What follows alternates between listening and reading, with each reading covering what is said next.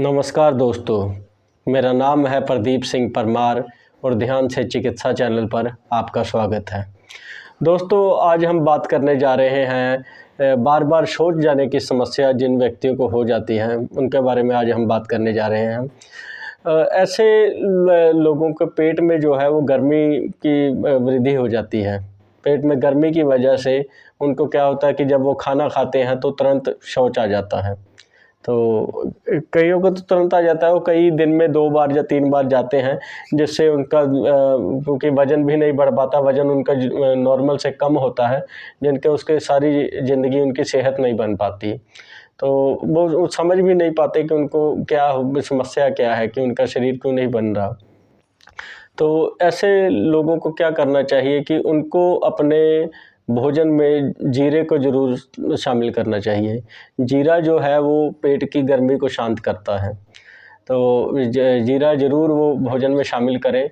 और दूसरा वो अपनी रूटीन में वो इन चीज़ों को रखें, या तो वो जूस वगैरह पीते रहें, कोई ठंडा जूस जो है वो जो अपने शरीर को ठंडक रखे, जैसे मौसमी वगैरह का, या फिर वो लस्सी छाछ वगैरह जिसमें अच्छा ठंडा पानी डाल के वो पीते रहें। वो अपनी ज़िंदगी की रूटीन बनाए, उसको रोज़ाना पिएँ, जिससे क्योंकि उनके पेट की गर्मी शांत रहे। और दूसरा मैं आपको तरीका बताता हूँ, ध्यान के द्वारा जो आपको तरीका बताता हूँ।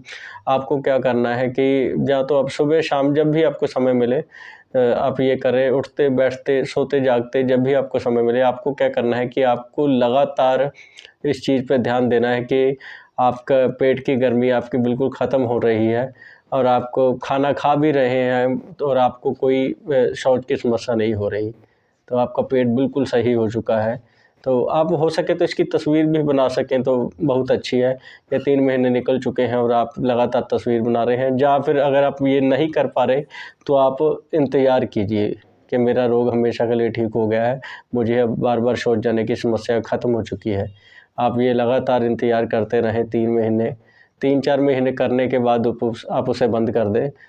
वैसे तो 3-4 महीने में समस्या ठीक हो चुकी होगी, अगर नहीं भी होगी तो वो आने वाले समय में जो है वो अपने आप आ जाएगी।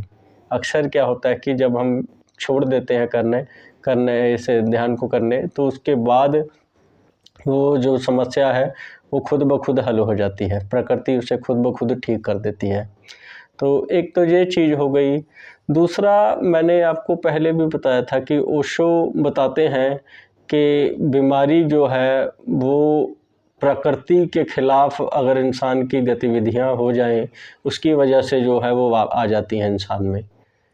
बीमारी का बहुत बड़ा कारण इंसान के स्वयं की ही कुछ मतलब गलतियां हैं, या कुछ स्वभाव में उसकी चीज़ है जो प्रकृति एक्सेप्ट नहीं कर पा रही।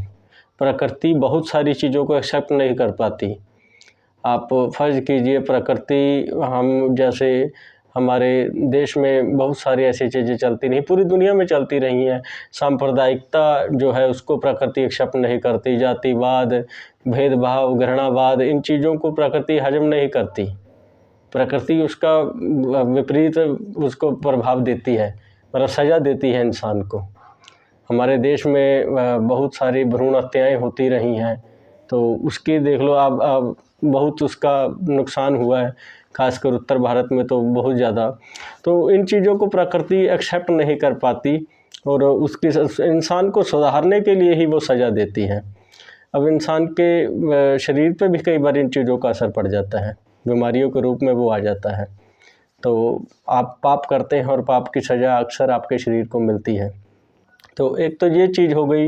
एक नॉर्मली मैंने इन पेशेंट का जिनका भी अध्ययन किया है, जिनको पेट की इन समस्या से दो-चार होना पड़ रहा है, मैंने देखा है कि उनके स्वभाव में कड़वापन आ जाता है।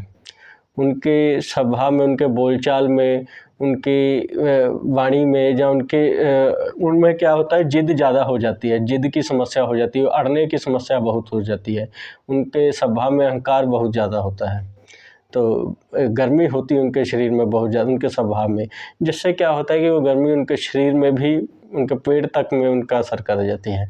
ऐसे लोगों को ये समस्या बहुत हो जाती है। पीलिए जैसे अपना एसिड पेट में बनने लग जाते हैं, गैस वगैरह बनती है, बार बार शौच जाएंगे तो गैस भी उतनी ही बनेगी। तो इन चीज़ों से दो चार होने पर उनको हो जाता है, बवासीर की समस्या हो जाती है, और भी कई समस्याएं जो उनको हैं वो इसकी वजह से हो जाती हैं।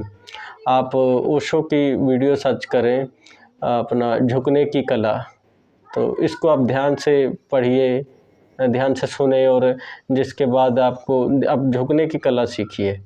ये नहीं मैं आपको कह रहा हूँ कि आप किसी के आगे जाके झुक जाइए, बस अपने मन में आप झुकें, अपना अहंकार को धीरे धीरे त्याग करें, क्योंकि वो अगर आपको ख़राब कर रहा है तो आपको छोड़ना ही पड़ेगा। वैसे और दर्जनों चीज़ें हैं जिसके बारे में हम आगे बात करेंगे, जिनसे बीमारियां पैदा हो जाती हैं, क्योंकि अगर हम इन चीज़ों को ख़त्म कर सकें तो फिर उससे अच्छा, उससे बढ़िया कोई चीज़ नहीं है। तो मैं तो यही आपको कहूँगा कि इन चीज़ों को ख़त्म करें, आप झुकने की कला सीखें। मन में ही झुकने की कला, ये नहीं कि किसी के आगे जाके आपको किसी के पैरी हाथ नहीं लगाना, लेकिन आप अगर विनम्रता आप में आ गई तो हर चीज़ आ गई। तो ये आपको ज़रूर आप सीखें। तो धन्यवाद।